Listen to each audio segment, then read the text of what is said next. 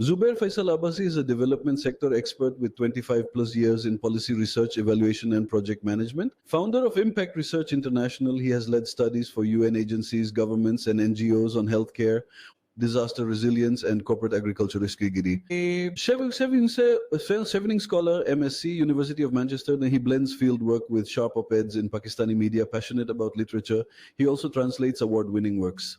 Hello and welcome to the very special session on the Via Pakistan. Today we have a friend and a development expert from who's based in Islamabad, but he's done so much work in development side and consultancy side in Pakistan, from food security to food governance to health and environment, and other development work. I welcome Mr. Zubair Abbasi, who is in Karachi. So how do you like Karachi, Zubair bhai, to start with? I really like the city. The city has the cosmopolitan touch, very rare in Pakistan, and I think other cities are catching up, or they must catch up with Karachi. And Karachi is, in fact, a mini Pakistan. Every ethnicity, every language has representation, and every kind of food is available in Karachi, not only from Pakistan but from across the world. So, if you want Chinese, authentic Chinese, that is here. From India, from Europe, from US, everything is here. So, Yep. I really like that city. So, Zohaib, coming back to a topic we've discussed about, how important is food governance. If you just want to tell us what is food governance to start with, and what is the scenario in Pakistan with regards to food governance? Food governance is, in fact, very interesting topic, and thank you very much for asking this question in the beginning. By food governance, we mean that now food which is available in the market that we buy from shops, it is a different kind of food or food look-alike that used to be available in the past. So what I can say that our food is really transformed. Initially, we used to have food from the farms, raw vegetables and raw meat and different kind of food stuff used to get us, and we used to cook them in kitchen and then we eat it. So it was either raw or very minimum kind of processing was there. But now increasingly, the food that is available in the market and which we call fast food is actually ultra processed kind of food. So this ultra processed or corporate food is something which needs to be governed. Governance of food which is raw comes directly from farms, that is different. That had the challenges of productivity and some sort of nutritional value of those foods. But now this corporate food or packaged food, which is ultra processed, like pizza, like burgers, like chips, crisps, or other branded foods, this is a different kind of food. So when we talk about food governance, we talk about that this kind of food which is corporate, which is ultra processed, and it requires governance in the sense that it should meet some standards. It should not have some nutrients of public health concern in excess quantities. And because excess quantities or ungoverned food is primarily responsible for a number of diseases, which we call non-communicable diseases in public health. Yeah. So is there some sense of urgency within a federal government or provincial government with regards to food governance? Are they actually taking actions, or they're serious about it? Because from what I heard from you is that this is so important. This is preemption of diseases, if we look into it. So is a government looking at food governance as a policy, or taking it seriously? Yeah, partially yes and no. Government of Pakistan has been taking steps in managing food with a slightly different angle. What government of Pakistan is doing by means of creating food authorities, they want to improve food governance, but they look at food from the perspective of adulteration or counterfeit kind of food, that if Pepsi is real and Pepsi is not real, something like that. So they used to crack down on something which is selling fake sort of food products, or either there is some adulteration like mixing water in milk and stuff like that.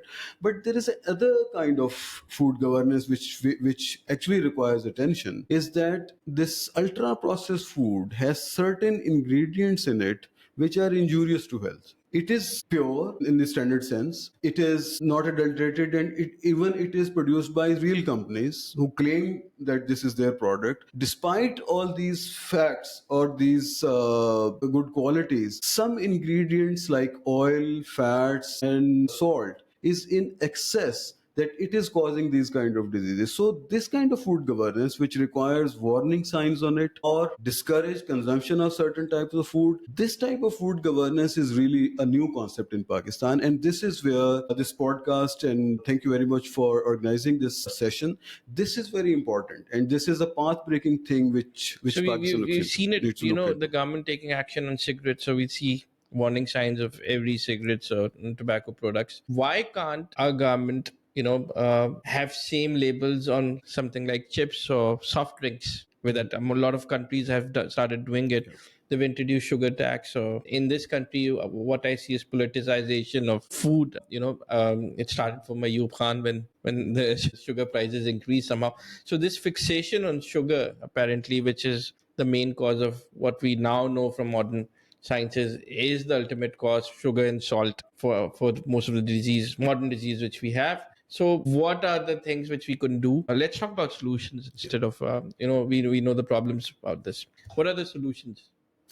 Yeah, exactly. You have spoken about a couple of solutions. I think if we take a step back, the government of Pakistan, especially the people who are managing public health, they need to recognize the importance of diet-related risk factors. So, global health policy agenda actually talks about salt, fats, and sugar as primary diet related risk factors for non communicable diseases. If you want to control diabetes, if you want to control hypertension, if you want to control obesity and overweight, if you want to control cancers, if you want to control chronic lung disease, or even mental illnesses, then you have to work on diet related risk factors, which means that you should have policies to reduce the availability, affordability, consumption, promotion, and consumption of all foods which have excess quantities of these nutrients of public health concern.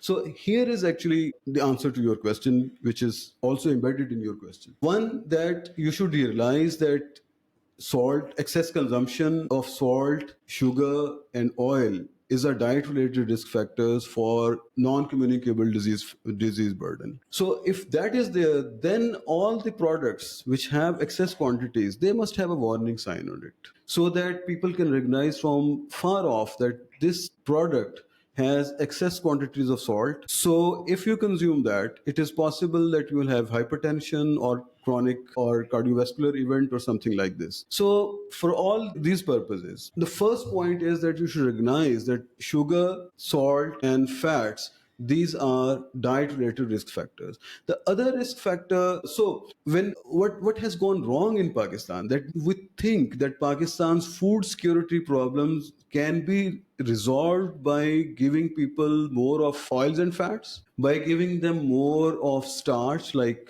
atta, like wheat flour, or we can solve it by giving people sugar, and sugar at a low price. So the kind of food we think it solves our food security problems, it is actually increasing community disease burden. So we are in a way trying to address the question of food supply or food consumption, but giving the kind of food is increasing the burden of disease in Pakistan. So for this, what you're saying is that our legislators or lawmakers need to realize this. Of course, primarily we see a lot of them are obese. I don't think there is some sort of a. I think there should some sort of a campaign first to educate them as to what food governance is. To me, from what I understand, talking to you, is this is absolute preemption of diseases, which if happens would lower a burden on PMUs or primary Yeah. or to any other on government. We spend so much on health, of course. So how important is to educate our lawmakers, and would people like you want to start an advocacy group within the lawmakers to actually educate them on nutrition and on food governance? Exactly. This is actually the most important talk that we should have, a dialogue we should have. If we really want to address disease burden related to diabetes, hypertension, cardiovascular events, we need to talk about the kind of public policies. It is not merely awareness of people. This is that you should curtail the supply of these ingredients, oil, fat, and sugar in excess quantities. And have the kind of regulatory policies like You should have a fiscal policy to uh, tax unhealthy foods at a higher level. For example, if a sugary sweetened beverage has four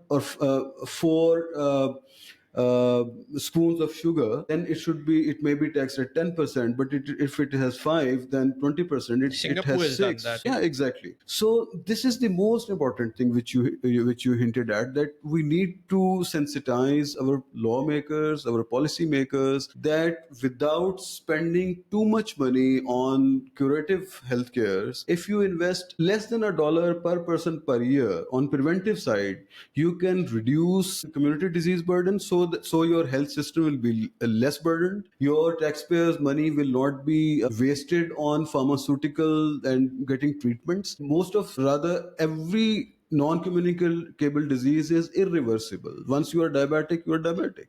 If you're hypertensive, you are hypertensive. You can manage it with the help of medicines, but or change in your lifestyles, but you become a patient. Basically, where we require these public policies and education of our lawmakers, public policy professionals, and executive, so that we have a stronger preventive arm. We should have a curative arm. We should provide standard treatments. We should have the ability to provide them good quality medicine, better technological assistance, and better healthcare professionals. But at the same time, we should not let people fall into the trap of diseases. So these public policies strengthen our preventive arm. So this is where I think we need to start, and I am very much interested in starting